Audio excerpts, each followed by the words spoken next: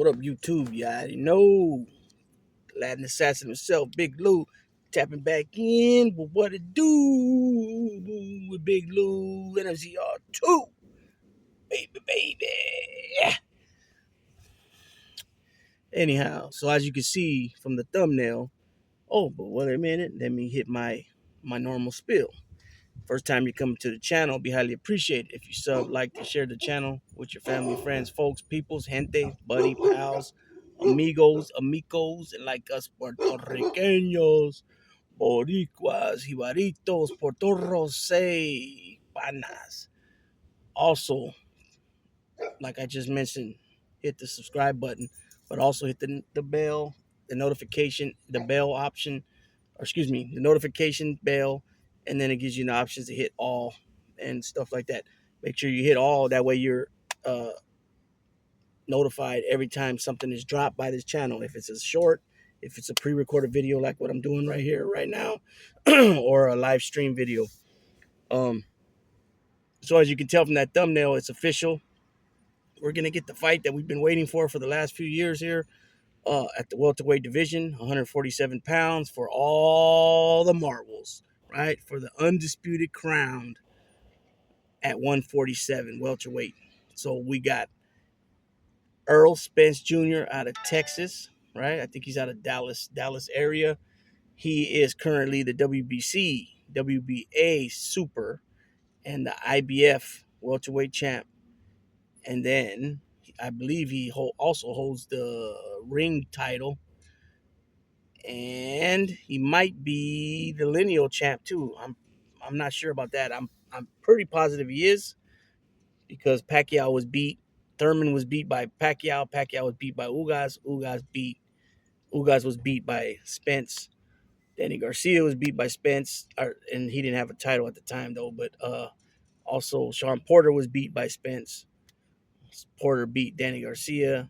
Porter lost to Thurman, so I'm pretty sure he's the lineal champ at welterweight.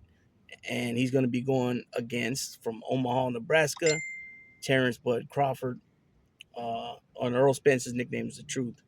He is currently the WBO welterweight champ. So whoever wins this bout is going to hold all the belts and be considered the undisputed at 147, joining Canelo at 168, super middleweight, undisputed champ. 154, Jermell Charlo as the undisputed champ, and Devin Haney at 135, undisputed lightweight champ. I don't know, did I say Charlo's the junior middleweight champ? So there's a few undisputeds out there. He'll be joining the ranks. I want to say that he'll be the first welterweight champion in the 4-belt era to be undisputed. I'm trying to remember if there was even one in the 3-belt era, because let's see, Trinidad had the IBF and WBC, and the WBA welterweight title was held by somebody else. Yeah, so I don't think there's ever been an undisputed welterweight champ in the 3-belt or 4-belt era. I could be incorrect about that, about the 3-belt era of the welterweight, but I don't think there's ever been a 4-belt undisputed. So anyways, in my opinion, what's led up to this is obviously starting with the Ryan Garcia Tank Davis fight. You know, they're both from different promotions. I think what Ryan Garcia is Golden Boy, Tank is Money Team, I believe. Then you got Loma, right, Top Rank, and then you got Haney, who I think Haney's Matchroom, I believe. I could be incorrect about that. So it's starting to go down. It's just the fights are getting better and better. And I don't, in my opinion, the only thing that tops this fight coming up right here would probably be Usyk Fury for undisputed at heavyweight. I don't think there's any other fight that's bigger than this right here. Spence Crawford. Even Canelo, Jermell, Charlo, Canelo, Benavidez. Those are big fights, but I don't think it's as big as this here. So yeah, I believe this is the biggest fight that could be made, besides, because being heavyweight, Fury and Usyk for undisputed. And so these are the two creme of the creme, right? These are the top of the top right here. This fight right here between Errol Spence and Bud Crawford has the effect is the not the effect, excuse me, is the equally equal to Sugar Ray Leonard, uh, Sugar Ray Leonard, Alfredo Benitez, Sugar Ray Leonard, Tommy Hearns, you know, Sugar Ray Leonard, Roberto Duran, Alfredo Benitez. This is the real deal Holyfield. Also, the Trinidad De La Hoya fight, even though it didn't uh, live up to the potential that everybody thought it was. Um, De La Hoya outboxed him for the first half of the fight, and then he decided to start, thinking he was way ahead in points. He started to, some people call it run, but basically what he was doing, he was thinking in his mind, he was securing the victory, and then Trinidad was chasing him around. He hit him a few times, couple combinations here and there, but for the most part, it was just one punch move, and he came out with the win. But, a lot of people believe it should have been the other way around. Now, uh, other than that, the biggest fight probably since after that was Pacquiao Mayweather, which was huge as far as the money what they made, but it was way past its prime. You know what I'm saying? These guys should have fought probably, I would say, at least 5 years before they actually fought, and it's probably more like 6, 7 years. Um, you know what I mean? But nonetheless, the money spoke for itself. They made a ton of money off that fight. And the rest is history. Mayweather coming out with the victory. Um, Doing what Mayweather does. But like I said, I believe that fight should have been at least 5 years before it actually happened. So this fight is huge. Both guys are let's put it this way. Spence has, I don't think Spence has ever fought at anything but welterweight, 147 pounds. And he's pretty much at the end of that now. This will probably be his last. Well, he's got there's a rematch clause. So, um, I would say after he's done with Crawford, if they fight only once, or if they end up fighting a rematch, and if it goes even to the third bout, that'll probably be his last time we'll see him at welterweight. Um, he's so far he's captured 3 titles at that division. Like I mentioned earlier, WBC. His first title was the IBF. He beat Kell Brook for it. After Kell Brook beat Sean Porter. So he took that from Kell Brook. I believe they fought in England too. And then his next title he won was against Sean Porter. He took Sean Porter's WBC title that Sean Porter won it was a vacant title. Him and Danny Garcia fought for it once. Keith one time Thurman was stripped of it, or he vacated it. I forgot how that went exactly. But Thurman was the WBA champ. He fought Garcia, the WBC champ, at welterweight. Thurman won, took Danny's belt, and then somewhere shortly after that, he was either stripped or he vacated the WBC, Thurman, and then Garcia fought Sean Porter for a vacant title, which Sean Porter won, and then eventually Spence beat Sean Porter for that belt. Okay, WBA Super Thurman. One time Thurman still had it. He loses to Manny Pacquiao. Pacquiao was the WBA regular champ at the time. So once he won that WBA Super, he went ahead and vacated that WBA regular, and he fought Ugas, lost to Ugas, and then Ugas lost to Errol Spence, and that's how Errol Spence has those 3 titles. And like I mentioned earlier, I believe he is the ring champ as well as the lineal champ at welterweight. So this is what he's accomplished at the welterweight division. And like I said, I don't believe he's fought at any other division.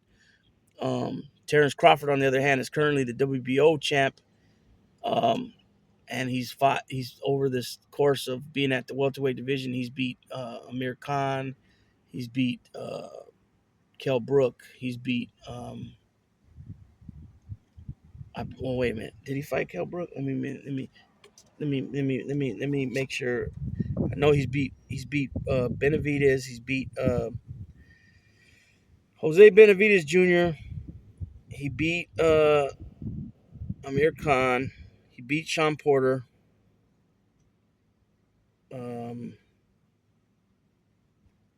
Let's see. I'll tell you guys for sure right now. So David Avansanyan, he beat last. Sean Porter, yeah, he did beat Kell Brook. I knew I was talking about. Amir Khan, Jose Benavidez Jr., Jeff Horn, he beat.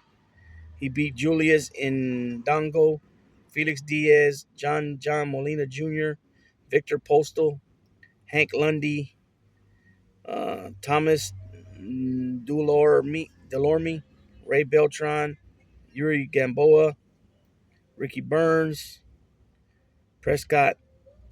So he's beat. Let me see who he beat when he won his first title. He won the He won the WBO lightweight title by beating Ricky Burns in a unanimous decision. Then he won the ring and lightweight. He won the ring title, right, by beating Ray Beltran. That was at lightweight, and then he won the vacant light welterweight title by beating Thomas Delorme, right? Um, then he won the WBC and the vacant ring light welterweight titles, and and he retained his WBO by beating Victor Postal. Okay, let's see. He won the WBA Super and the IBF light welterweight titles by beating Julius Indongo, making him the undisputed. Right, so he's held titles at let's see. He previously held WBO Ring Magazine lightweight titles from 14 to 15, the unified WBA Super, WBC International Boxing Federation, which is IBF, WBO, and Ring at junior welterweight. So he was the undisputed at junior welterweight, and then he held the WBO at lightweight. So he's a 3 division champion, and he's got a undisputed under his belt. So that's what is that? 4. That's 5, 6 titles. So he's won actually 6 titles and a couple of ring titles. So he has a little more hardware than Errol Spence, but Errol Spence only been in 1 division, and Crawford's been in 3 divisions. So you'll hear people say that Spence is the natural welterweight. He's the bigger guy. And that's because Crawford came up from 135 at one point. He was at 135. Then he went up to 140. He he held all the marbles at 140, and now he's at 147. So other fighters have done that. There's been a lot. There's been that come to my mind right now is Shane Mosley. Mikey Garcia attempted it, but was stopped in his tracks by Errol Spence. Chavez did it. Roberto Duran did it. You know what I mean? There's been some guys that done it. Pacquiao's done it. Those are probably the greats off the top of my head right there. Danny Garcia. Well, Danny Garcia didn't come up from lightweight. He came up from junior welter, and then he won a belt. He won 2 belts at junior welterweight, and then he had a title at welterweight, and now he's fighting at super welterweight or junior middleweight, whatever you want to call it. So I started liking Crawford big time when I seen him fight in front of his home crowd in Omaha, Nebraska, when he fought Gamboa. Gamboa came out, was putting hands on him at first, and I believe that was Gamboa's first fight with 50 Cent as his promoter. And so he came in there, he was doing his thing, man. He dropped him a couple of times, but then Crawford was able to adjust. And I can't remember right now at the top of my head if he adjusted while he was in the ring from here in his corner, or did he go back to the corner and then start adjusting. Nonetheless, he adjusted. He did what he had to do. He came out victorious. And a big part of that was him switching to southpaw. And he just tore his ass up, right? And ever since then, I really liked him. You know what I'm saying? And I believe that, and Earl Spence too. Well, let me talk about him first, and then I'll get to Earl Spence. Crawford, in my opinion, is the pound for pound. He's the number 1 fighter, a boxer. I believe that he's got a hell of a skill set. And he's got more powerful as that since that day he fought Gamboa, in my opinion. Now a lot of people will say, well, he hasn't really fought nobody. They'll say that.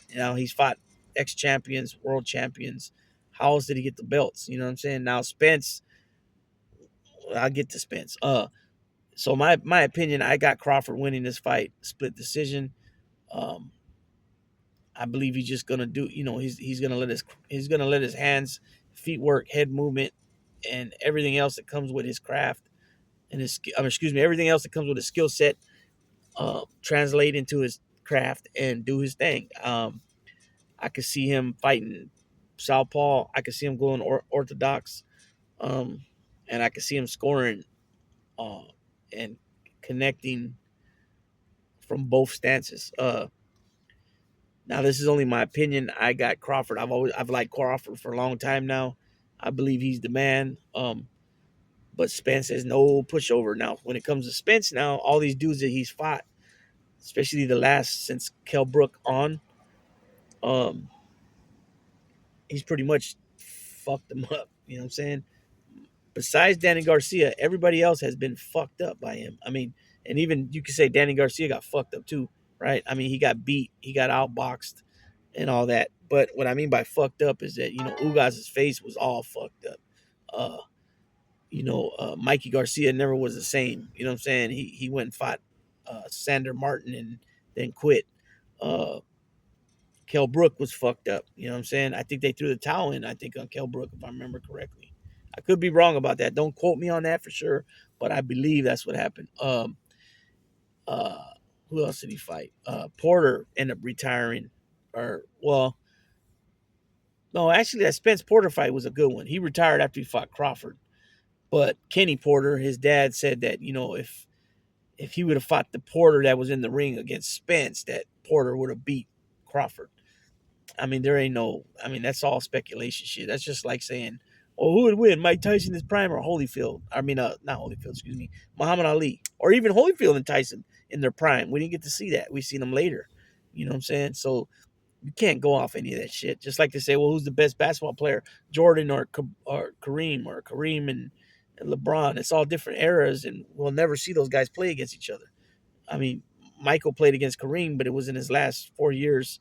He was already late mid-30s, when he retired at 40. So the era of basketball's changed. The way they run up and down the floor, just the whole team chemistry is different in basketball. So same thing, with boxing, things have changed too. Everybody's afraid to lose their hold. It's not like before where you'd put, Sugar Ray in there with Pepino Cuevas against Hearns, or Leonard against Leonard against Hearns, or nobody gave a fuck. They went in there and fought, and people lost, and they went up and down in divisions and weight, and they fought again, and and it was none of this fucking run shit. It was sit there and fight. So boxing's changed too. But what I will say about boxing, these last few fights we've been seeing, it's been damn good to see these guys make these fights, and it proves that just because you're with a different promotion, the boxing politics shouldn't get in the way. If there's a will, there's a way. In other words, I know in this situation here, nobody really wanted to be the B fighter, but apparently, I mean, not apparently, somebody has to be the B fighter. It's just the way it rolls, right? But then again, it's like, how do you do the split when, like a fight like this, it should be 50-50. There shouldn't be no ifs, ands, and what's about it. Unless the other fighter wants to say, well, I'll take 40. That's different. Or 55-45. But in my opinion, these are two well accomplished fighters that it needs to be 50-50. You know what I'm saying? And that's the problem too. A lot of these, and then some of these promoters, they rather put both their own fighters in there because then they make they make all the money. They don't got to split no money with Bob Arum, splitting it with Al Heyman or De La Hoya or Eddie Hearn or any of these other dudes. You know what I'm saying? And so that's the problem. But with these two bouts that we've already seen, and now this third one coming up, it shows that there shouldn't be no fucking bullshit. If the fans want the fucking fight, give the fucking fans what they want to see. The only thing I say about all that is that a lot of these young fighters, such as Shakur Stevenson and, Teofimo Lopez and Lomachenko, and these guys don't have a lot of fights, and yet they're already uh, well accomplished champions, and it's kind of, in my opinion, it's kind of strange because we didn't see that before. A guy like Hagler had to fight 40 times before he got a title shot. Something like that, 40 or 50 times. You got guys like Lomachenko; they're a champion in the fourth fight, third fight, whatever it is. David Morale, he's holding the belt already within his seventh fight. That's crazy. It's unheard of. It's unheard of. They're already talking about like Lomachenko. He's got what 20 fights, and they're already talking about he's a Hall of Famer. What the fuck? Like, there's guys that were legitimate two division champions, held two or three different belts, four belts maybe, and they still ain't in the Hall of Fame. So I think it's a little too soon to be talking about all that. Now, when it comes to these two fighters, Spence and Crawford, they're uh, they're Hall of Fame material already. You got Crawford on one hand, 38-0, 39-0 with 30 knockouts. Like I said, he's currently the WBO welterweight champ. He was undisputed at junior welterweight. He held a belt at lightweight. Um, Errol Spence is three. He's got three titles right now at welterweight. He's beat so many champions, ex champions, current champions. You know, uh, there's only so much you can do after a while. You know what I mean? You run out of like Roy Jones used to clean. He cleaned the division up, the super middleweight and light heavyweight.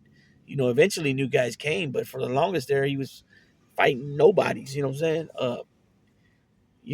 Like what they try to say Canelo fights nobody, but how's he fighting nobodies when these guys got titles? And he was on a mission to accomplish becoming the super middleweight undisputed champ. So but it's gonna be a very interesting fight. It's one of those things I can't wait to see it. It's gonna be definitely they're gonna get in there. They're both proclaiming that they're gonna give the fans a spectacular show. Um, I know Crawford said that if he hurts him, he's going for a knockout. Um, it's just gonna be interesting to see how they start the fight. Are they gonna fill each other out? Are they going to be fast starting this fight? Are they going to be slow starters because they're going to fill each other out? How does Crawford come in? Is he going to start off being southpaw against southpaw, or is he going to set up orthodox? That's always tricky when you got a right-hander and a lefty going at it because uh, their feet can get tangled up. That's usually what happens a lot. They step on each other's feet, coming forward. But it's curious to see how these guys coming there and fighting. I'm very like I said, this is a big name. This is a big time fight right here. We haven't seen something like this. Like I said, since Pacquiao and Mayweather, but they weren't in their prime. So probably two fighters in their prime was 1999 De La Hoya against Trinidad. It didn't crack up to be what everybody expected to see. Um, and then so you'd have to go back to the 80s sometime with the five kings. Everybody says the four kings, but I say the five kings because I believe Benitez needs to be in there. He fought everybody but Hagler. Out of those four, he beat Duran. He lost his title to his 154 title to Hearns, and he lost his 147 title to Leonard, but he beat Duran. So he never fought Hagler. Well, Hagler was a middleweight. I don't think Benitez ever fought middleweight, and if he did, it was way later in his career when he was still fighting when he shouldn't have been, because he started off, he still holds the record for the youngest world champion ever at 17. uh and so by 25, 26 years old, they were saying he was burnt out already. So I don't think he ever fought at middleweight, and if he did, it was way later, like I said. um so yeah, this is gonna be a good fight. It's gonna be a good fight. Hopefully, it's what it's cracked up to be. Hopefully, these guys go in there and take care of business. There's no shenanigans. And go in there and make a ton of money. May the best guy win. I got Crawford though in a split decision. There is a rematch clause, so uh, with that being said, it's going to be, they'll fight a second time because somebody's going to lose most likely, and if it's a draw, I guess they'll fight again. you know, um, and if somebody loses, they're gonna fight again. So it's just an avenue for them to make more money, and put on another show. You know what I'm saying? And hopefully, from these three fights that we've seen, Ryan Garcia, Tank Davis, Vasily Lomachenko, and Devin Haney, and now Terrence Crawford and Errol Spence. That going forward, there isn't the bullshit of the boxing politics, and no matter if it's two promoters, these fights are starting to be made. And so after that, um, it's after this fight, I want to see some of these heavyweights get in there, or even Dimitri Bivol and Arthur Beterbiev, Canelo and David Morrell, or Canelo and Benavidez Morrell, those type of fights. Lara and Danny Garcia, heavyweights, either for Undisputed, or see Tyson Fury fight Ruiz, or uh, Wilder and Ruiz, Wilder and Usyk and Ruiz, um, AJ and Fury, you know what I'm saying? There shouldn't be no more bullshit. There's no more excuses when it comes to making fights. These are 3 fights in a row that one fought in April, one fought in May. Those fights are done now. Now this one coming up July. No excuses. All fights should be made. If the fans want to see it, make it. You know what I'm saying? So with that being said, I'm gonna go ahead and tap out on this one. I got another one reaction video coming up next, which is Mikey. No excuses. RJ Roger, Mikey Scars, touching on United United States. What is it called? The Oh man, what's that guy? Patrick Bet David. When he had on Francis and Sammy the Bull. I want to touch more on Sammy the Bull and his bullshit in United States of the Mafia United States, or whatever it's called, reaction video. So it's not gonna be very long. Just want to touch on a few things. And with that being said, Big Lou tapping out. Everybody be safe out there.